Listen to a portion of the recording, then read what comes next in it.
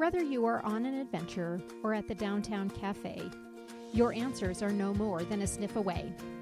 Dog Training 360's purpose is simple: to teach you why dogs do what they do, as well as the action steps you need to take to have better communication, connection, consistency, and conceivability with your dog. Today on our podcast, we're going to be talking about come and really what it means and understanding more in depth about what come really is and how we have a different philosophy on come and how we look at things differently.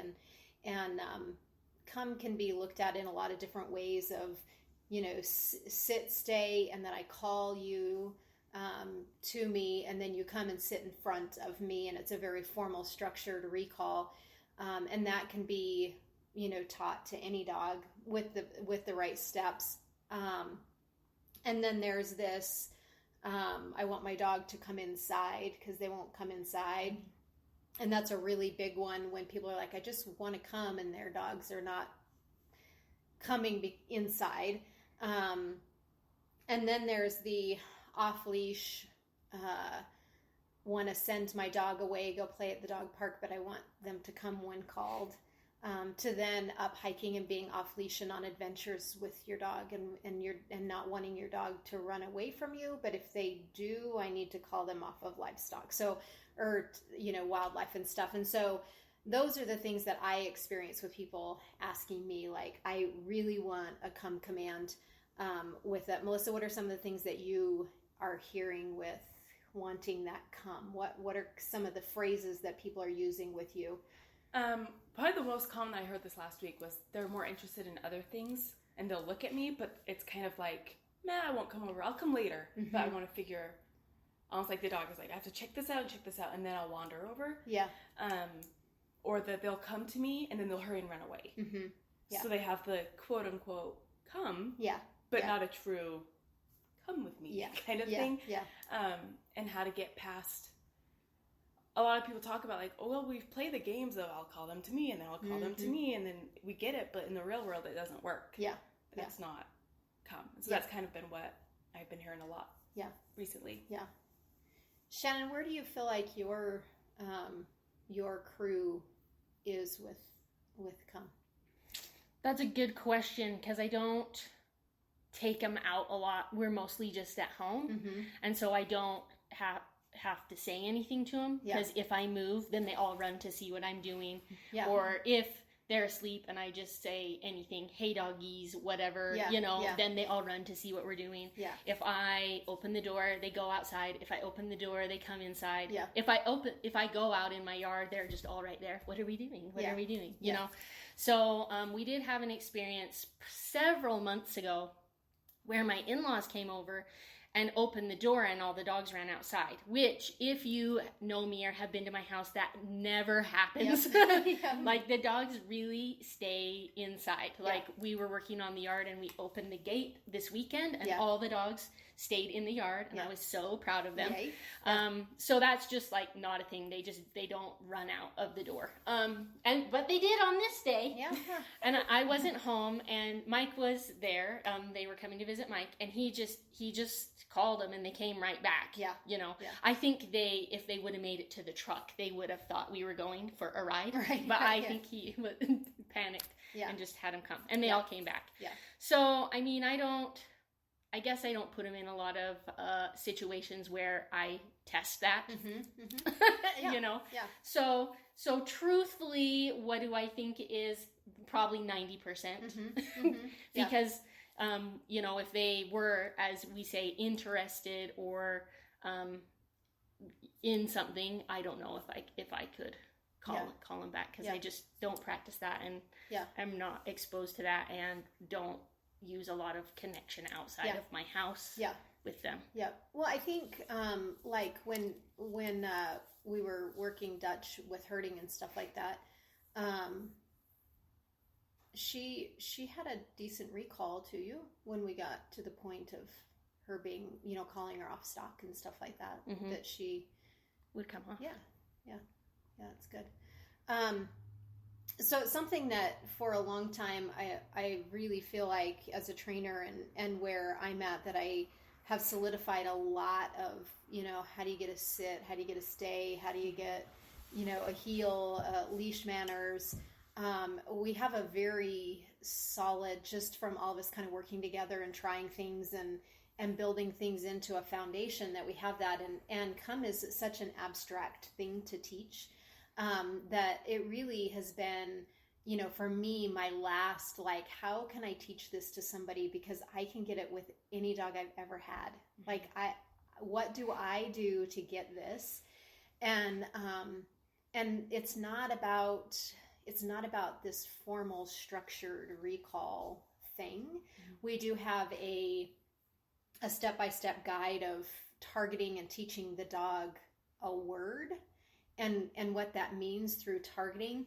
But the targeting doesn't transfer to out and about. It truly doesn't. It's just familiarizing the word to a behavior of connecting back to you, but it doesn't transfer to real life scenarios. Even it does not transfer even when the dogs randomly get out of the yard or out of the house. I mean, that targeting does not do that. It's just makes them familiar with a word that means something of a connection back to you, but it doesn't mean anything more than that.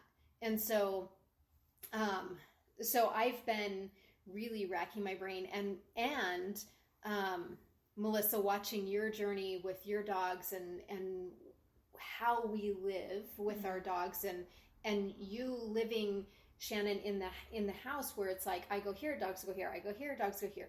I mean, that's really a part of what truly a come is. And so I think that the understanding of come and how I've been really thinking about it is, hey, come back to me, you left me. Remember, we stick together. Mm-hmm. Not like, stop what you're doing and get back here and you bad dog. It's like, hey, hello, I'm here. I'm like, you left me and we can't survive without you. And that's really abstract. Mm-hmm. That's really abstract. But why, Melissa, can you take 3 dogs into your home, each of them coming in at different times, right? Mm-hmm. And none of them really teaching each other.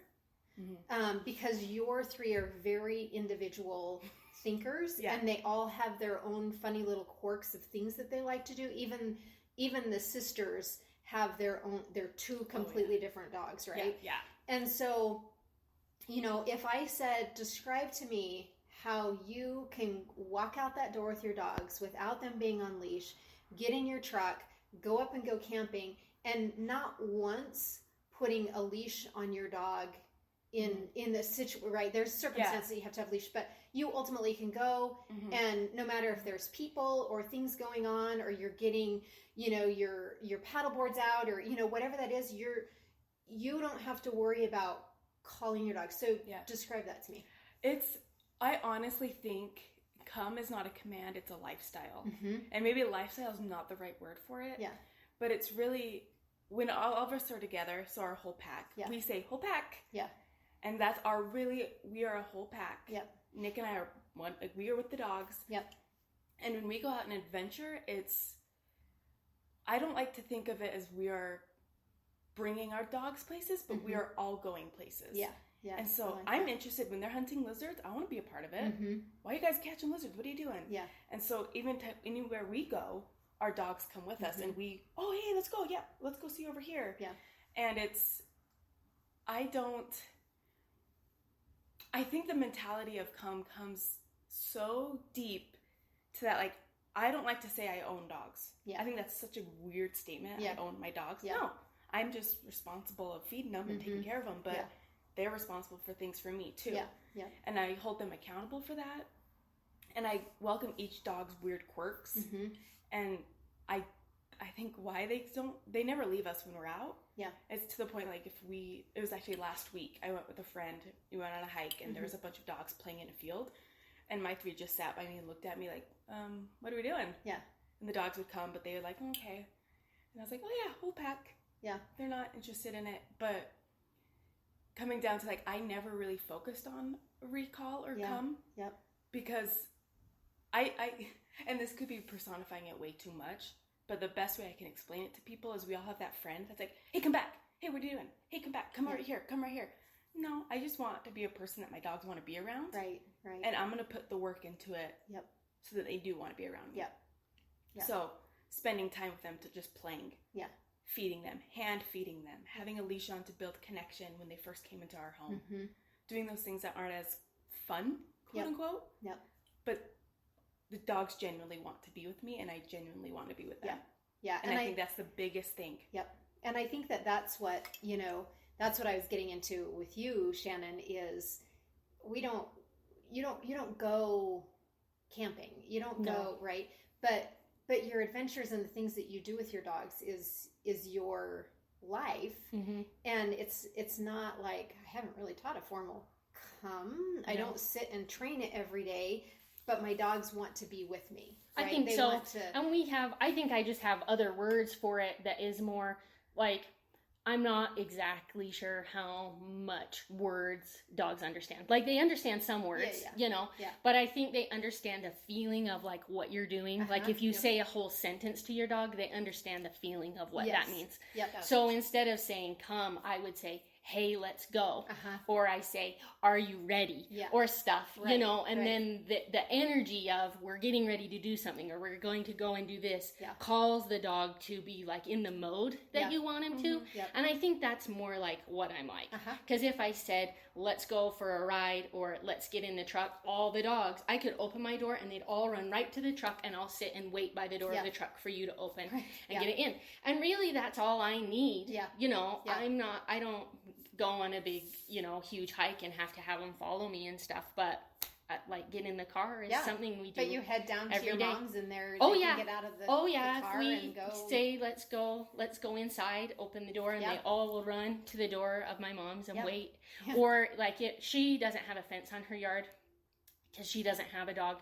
So if I take them out to go to the bathroom, they still stay in the yard. They don't run away, run down the street or anything like that. So it's just practical to how I live. Yeah, exactly. Yeah, and that's the whole thing. It's been probably 8-9 years ago. Chris, who's my husband, who's a photographer, I made him teach a group class because it was kind of a thing that he's like, okay, you're my second shooter and I'll be a trainer for you. It was just kind of like how we were going to do this business together. And so after we kind of got things rolling, and he's like, yeah, I think I could teach class, and he'd watched many, and he taught it in such an abstract way. It was really quite fascinating to watch him teach, because it was, he challenged everybody to come, sit down, stay, come, heel. Everybody had to come up with different words. Like, you can't use sit down, stay, come, heel. Mm-hmm. And so, we had one gal that was a skater, and she came up with skateboarding words for her dog to do certain things. And so he's like, see, so really it's not about the word, it's about the energy. Mm-hmm. And so he taught it more in an energy kind of a way. And so, as far as what does come mean, and what I'd like to do is break this into 2 sessions, because I feel like come is such an abstract thing. Yeah.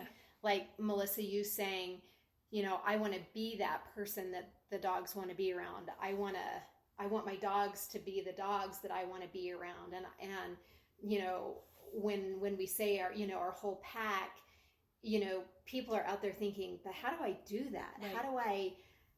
How do I be the person that my dog always wants to be with me? And if my dog is leaving me, am I not that person that my dog wants to be with? Mm-hmm. Which the answer is no, you're not that person that your dog wants to be with. But how do I become that person? Or how do I help my dog become that dog that we work together as a whole pack? And I feel like society continues at this point pushing our dogs away by going into doggy daycares and going into dog parks and doing adventures away from us. Like, okay, you'll go play with your friends because you need that. Where no, I'm your friend. Mm-hmm. Like I'm the one that takes care of you. So it's like, how do I do that and still live my life and what happens with it? And so, I what I want in this, podcast with everybody is to really start thinking about, what does come really mean? What does connection really mean? How can I walk out the door and know that that I have a chance that my dog is really going to stick with me right. and do what I'm doing. And there's definitely some risk to it. There's definitely a feel where you have to feel comfortable with opening that front door and telling them to get to the truck, you know? I had, about a month ago, I had a lesson with a girl. She has a healer who has a very big bubble. And he's like, I'm going to go out. I'll see you later. And she was asking me about what I do with my 3 girls and how I can just open the door and let them okay, guys, figure it out. Yeah. And I think that's what it is that I have to trust them because I cannot micromanage everything they do. Yep. Because what if they get hurt? What if they eat something bad? So then all of a sudden I have this energy of danger. Who wants to be around that? Yeah. So dog's going she's stressed about stuff. I'm going to kind of go over here. Yeah. And so when my dogs are out, it's okay, you'll figure it out. Yeah. Yeah. But trusting, they're going to come back. Yeah. Yep. And so for her, it was super fun because I kind of had to think through it. And so I was like, don't tell your dog to come all week. Yeah. I want you to, without words, try to get your dog to come to you. Yeah. Yeah. And it was so funny watching her kind of explore her emotions. Because before come was, come, hurry, come here. You're running, you're going. And your adrenaline just keeps increasing. So without words, have your dog come to you. Yeah. What does that look like? And also have your dog unleash, play games. I want you to play a new game every day with your dog. Yeah. I don't want any obedience training. Well, quote unquote structured obedience training. Because she was very into that. Yeah. So I just want you to play. Yeah. And so I gave her a bunch of different games, and it was super fun. Just even a week. Yep. How her mind started shifting. I wouldn't want to be around myself. Right. Yeah. Right. Yeah. Yeah. So it's come is really abstract to teach. A true 100% come. And so we're gonna go on this journey through this podcast and really dig deep into how do you teach it. And it's not easy. It's not easy for most people. It's easy for us as dog trainers because we've been living it. Well, and we think of everything as these little starting points. Yeah. For example, my starting point was I wanted the dogs in the same room with me. Yeah. And so how did I do that? Well, I noticed that they wanted to sit on the sofa. Yeah. And I didn't have a sofa in every room. So what did I do? I went and got dog beds and blankets, and I put them all over my house. And in fact, you came to my house during that process, and you said, Shannon, your house looks like a sleepover. Yep. And then once that they got that they would be with me, I've removed everything, and I have one dog bed in one room and one in another room, and all of them will come and either all be on the bed or all over the floor or weird things. Yeah. But that was my starting point. Yeah. You have to be kind of creative with these ideas of what you want and how you sort of trick the dog into doing it without. That's how I work. I try to trick the dog into thinking it was their idea, right, and then they'll do that. For sure. And the way I started was I had blankets and dog beds and things all over my house. Yeah. To the point that when people came over it, they said it looked like a sleepover. Yep. But now I just have 2 dog beds, and my dogs go in every room with me. So. Yep. Exactly. So I think that the first thing that I want to challenge everybody to do is really think about the person that you are and what's that starting point, right? What does that look like? And then we're going to build on it from podcast to podcast, and we'll see, how many podcasts is going to take for us to really talk through what this abstract word means to the dog, and how do we make that connection? How do we get our pack to stick together? So we'll move on to the next podcast next week and talk more about some of the details, or where do we start in that starting point of creating and building that out.